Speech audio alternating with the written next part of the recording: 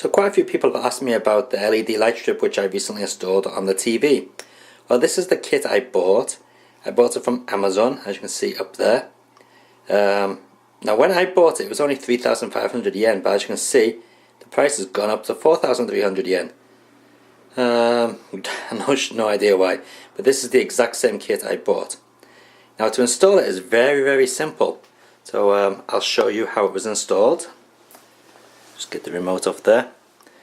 Okay, now first thing you got to do is locate where you want the infrared remote sensor to go. So by the way, this is the remote control that comes with the unit. It's the basic one. You don't really need the one with all the buttons at the bottom, because this basically does the exact same thing.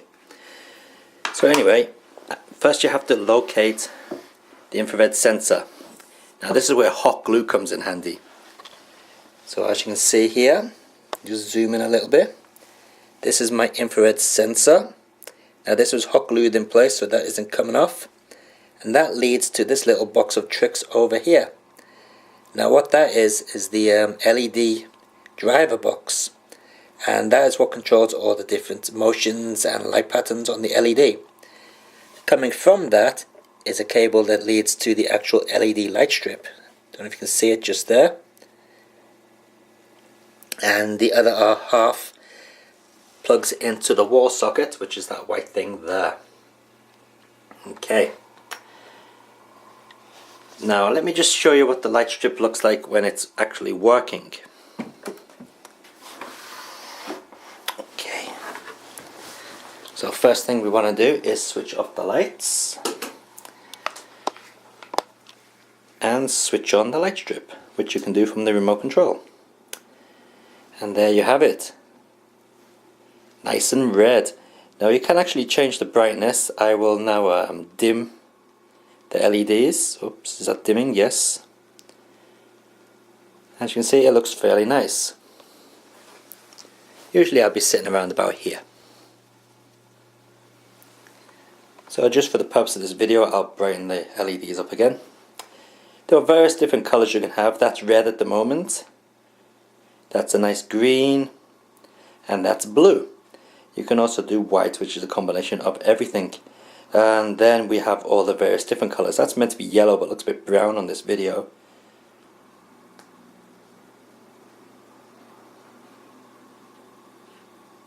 It's meant to be blue, but looks purplish. That one's actually purple, and that one's meant to be purpley pink.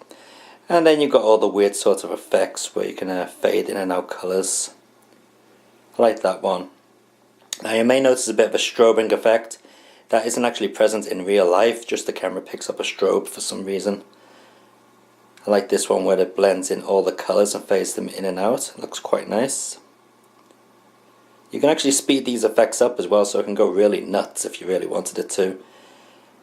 Okay, so we're just going to stick it on red for the purpose of these videos. Oh no, I'll tell you what, we'll put it on blue, since blue seems to encode better than red does. Okay, so the LEDs, as I mentioned before, start off around here. Now what I've done is I've basically taken one 5-meter strip and used it on this whole setup.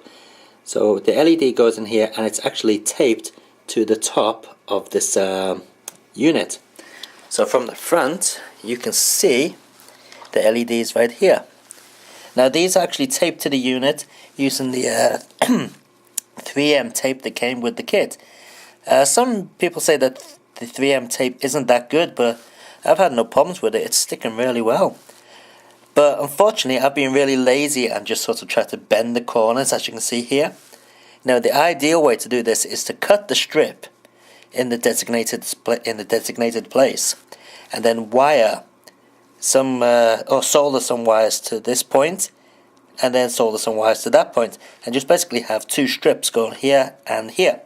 And for the corner would be made out of just normal wires. It would look a lot more cleaner, but I was lazy and just bent the strip.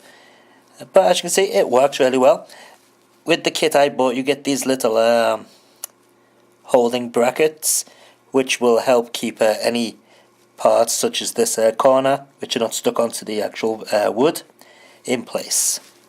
So as you see, the light goes straight across there and then back out at the back of the unit. Now when it comes out the back of the unit, it's actually going up the back of the TV. The TV can still actually move as well, so there's no problem there. So it goes up the back of the TV and right around, as you can see, and then back down the TV. Again, messy corners, so it would be better to cut them and wire them up properly. Oh, actually, I don't know if you can see that. It's one of those microscopic Japanese jumping spiders. Yeah, what a bugger, what's he doing on my wall? Just to show you how small he is, that's my finger. He's tiny. Anyway, so as you can see, the strip goes back down and then comes into the second bay. And the same thing again, it's just taped to the top of the unit, goes across and then back out. Now, because my strip was actually a bit longer than I wanted it to be, I've just basically taken the end of the strip and wired it across the back of the unit, and it finishes off underneath the TV, as you can see. So basically when I sit down and play some games, it would look something a bit like this. Let me just sit down here, get the remote.